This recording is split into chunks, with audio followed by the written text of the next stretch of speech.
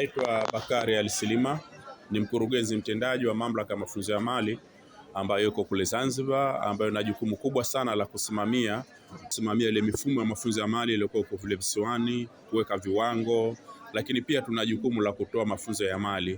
Kwa hiyo tumeshiriki katika haya maonyesho ya Sabasaba ili kuja kuonyesha zile huduma zetu tunazozitoa za ofisini, lakini pia huduma tunazotoa katika vile vyuo ambavyo tunavisimamia katika kutoa mafunzo ya mali kule Zanzibar. Ndio utaona kwamba pana mafunzo ya mali ambayo yanaendana na uzalishaji, ndio tunapelekea ili vijana waweze moja kwa moja kujiajiri. Kwa hivyo kuna production zinazofanyika katika vyuo vyetu ambazo zimefanya na wanafunzi, lakini kutokana na nafasi ya maonyesho yalivyo na banda tulilopata, tumeweza kuja na product zile zinazoendana na sanaa ya kule Zanzibar, ambazo tunahisi kwamba hapa zitakuwa ni unique kuweza kuonekana, zikiwemo Zanzibar do na makasha, ndio tunaona zile bidhaa zilizokuweko pale. Lakini pia kwa vile tunatoa mafunzo ya mali, tumeweza kuja na project 4 ambazo ziko katika prototype, na bila shaka ameona wale wawasilishaji wetu. Kuna mfumo unaita kwamba mkulima smart. Huu unaendana na mambo ya teknolojia ya sasa hivi, kutumia AI. Wataalamu wamefanya demonstration vipi inaweza kufanya kazi, lakini pia tuna prototype ya kuonyesha kwamba kuwa na smart irrigation system, umwagiliaji maji ambao wewe hata kama uko mbali na yale maeneo unaweza kufanyia, lakini mbali ya umwagiliaji maji ambao mwaka jana tulikuja nayo, lakini inakwenda mpaka kutilia dawa katika yale mashamba ambayo utakuwa yapo katika maeneo yako. Mfano sisi tuko Dar es Salaam, lakini pengine mashamba yetu yako Zanzibar, basi kwa kutumia application ya simu iliyotengenezwa na vijana wetu, inaweza stimulate na kuweza kuona kwamba maji yanatoka, mbolea stahiki inatoka kwa muda ule ambao tayari umeshapangwa mwenyewe, na demonstrations zipo ambazo wanazionyesha.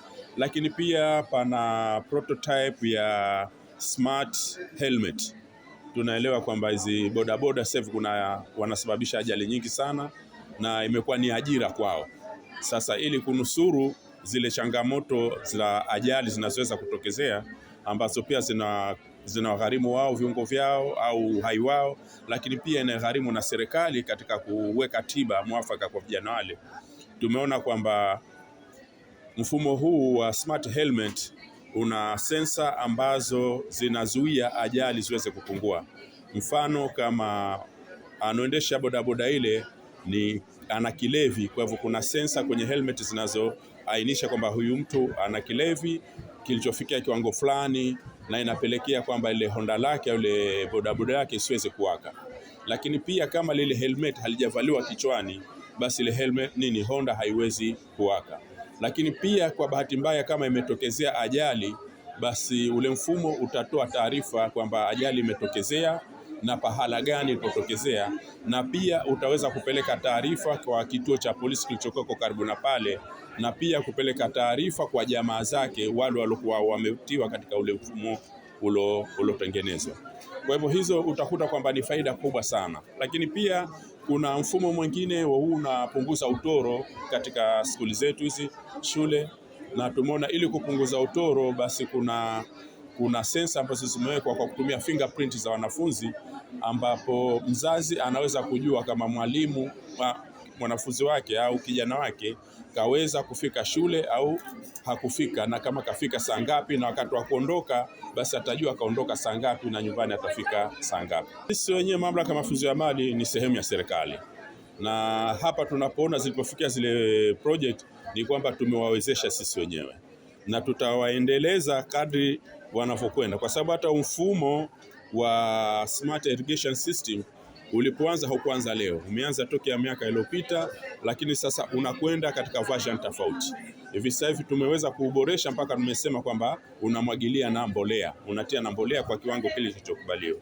Lakini kwa ajabu lako ni kwamba tunawaendeleza mpaka tupate kile kitu kamilifu. Lakini pia tunashirikiana na hizi COSTECH, Commission on Science Technology, ili kuweza kuona kwamba ile hati miliki inapatikana na isiwezi kupotea kwa watu wengine, wafaidike na kile kilichokuwa. Vyuo vile vifaidike na wale vijana na wao waweze kufaidika. Sisi zetu tulizofanya za kufuatilia wahitimu wetu wa mafunzo ya mali wanafaidika vipi. au wanakutana na changamoto gani baada ya kumaliza mafunzo yao, na tumeona yale matokeo yake ambayo ni mazuri kwa kweli. Moja katika matokeo yale imeonyesha kwamba 83% wamo katika soko la ajira, aidha wamejiajiri wenyewe, wameajiriwa au wamejiendeleza katika sehemu tofauti. Sasa utakuta hiyo 83% ni kubwa sana. Of course tunapambana ili iweze kukua zaidi, lakini kwa miaka 5 iliyopita ilikuwa 67%. Lakini mbali ya vijana, wazee na wadau mbalimbali wanakaribishwa katika banda letu, waje wazione hizi project zilizokuwepo, prototype iliyokuwepo. Bila shaka mawazo yao watakaochangia yatapelekea kuboresha kile kilichokuwepo, na wale au kama watasifia wale vijana wetu watapata moral zaidi wa kuweza kuendeleza kile walichokifanya. Kwa jina naitwa Mwalimu Abdallah Mohamed Ali, mwalimu wa useremala wa Chuo cha Mafunzo ya Amali Mwanakwerekwe. Nimefundisha kwa muda mrefu sasa hivi na tayari tunao vijana wanaoweza kufanya kazi za kawaida, na katika useremala ni katika elimu iliyokuwa ni pana kabisa, ina mambo mbalimbali, lakini katika vifaa tulokuja navyo vipo kama hapa utaviona, lakini pia vijana wapo wanashajihishika kwa ajili ya kazi hizo za useremala.